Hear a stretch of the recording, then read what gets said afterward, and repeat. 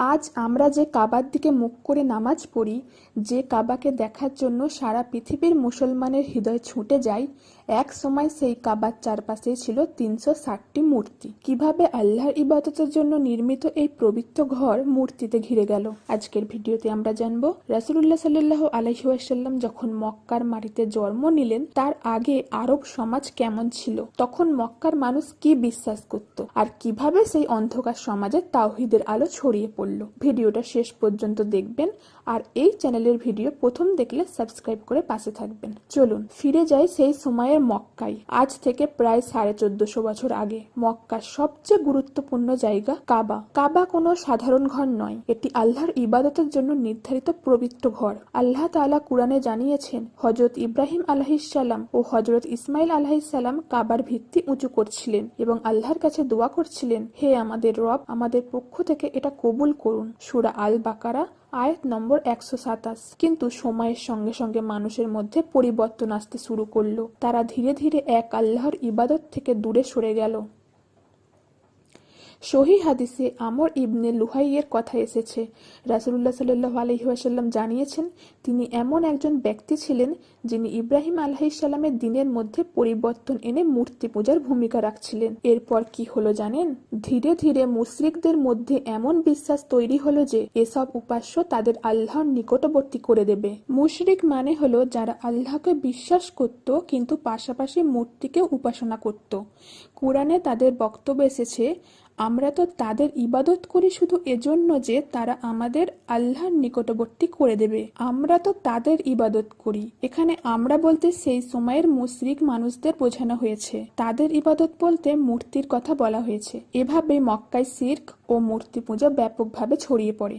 আর মক্কা বিজয়ের দিনে কাবার চারপাশে ৩৬০টি মূর্তি ছিল বলে সহিহ বর্ণনায় এসেছে। ভাবুন তো, যে কাবা এক আল্লাহর ইবাদতের জন্য নির্মিত হয়েছিল, একসময় সেই কাবার চারপাশে ছিল ৩৬০টি মূর্তি। এবার জানবো তখনকার সমাজ কেমন ছিল। তখন আরবের মানুষ বিভিন্ন গোত্র বা বংশভিত্তিক দলে বসবাস করত। নিজেদের দলের মানুষ একে অপরকে সাহায্য করত, বিপদে পাশে দাঁড়াতো এবং নিজেদের লোকদের রক্ষা করত। কিন্তু সমস্যা হতো তখন যখন নিজেদের দলের কেউ অন্যায় করলেও তার পক্ষ নেওয়া হতো। এক দলের একজনের সঙ্গে আরেক দলের কারো বিরোধ হলে সেটি অনেক সময় শুধু ওই দুজনের মধ্যে সীমাবদ্ধ থাকতো না। একজনকে মারা হলো, তার বদলা নিতে আরেকজনকে মারা হলো, তারপর আবার তার বদলা। এভাবে একটি ছোট ঘটনা থেকে বড় সংঘাত তৈরি হতে পারত, আর কোনো কোনো বিরোধ বহু বছর ধরে চলত।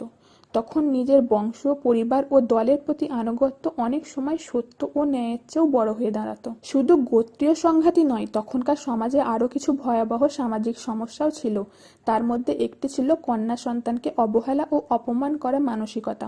কোনো কোনো মানুষ কন্যা সন্তানের জন্মের সংবাদ শুনলে লজ্জা ও দুঃখে মুখ কালো করে ফেলত। কোরআনে আল্লাহ সেই দৃশ্য এভাবে তুলে ধরেছেন, যখন তাদের কাউকে কন্যা সন্তানের সুসংবাদ দেয়া হয় তখন তার মুখ কালো হয়ে যায় এবং সে দুঃখে ভারাক্রান্ত হয়। সূরা আন-নাহল আয়াত নম্বর ৫৮। আর কিছু মানুষের মধ্যে কন্যা শিশুকে জীবন্ত কবর দেওয়ার মতো ভয়াবহ প্রথাও ছিল। কিয়ামতের দিন সেই নিষ্পাপ শিশুকে জিজ্ঞেস করা হবে কোন অপরাধে তাকে হত্যা করা হয়েছিল। ভেবে দেখুন, একটি শিশু পৃথিবীতে এসেছে, তার কোনো অপরাধ নেই, শুধু মেয়ে হওয়ার কারণে তাকে হত্যা করা হচ্ছে। এবার আসি অর্থনৈতিক অবস্থার কথায়। মক্কার মানুষ ব্যবসা বাণিজ্যের সঙ্গে জড়িত ছিল।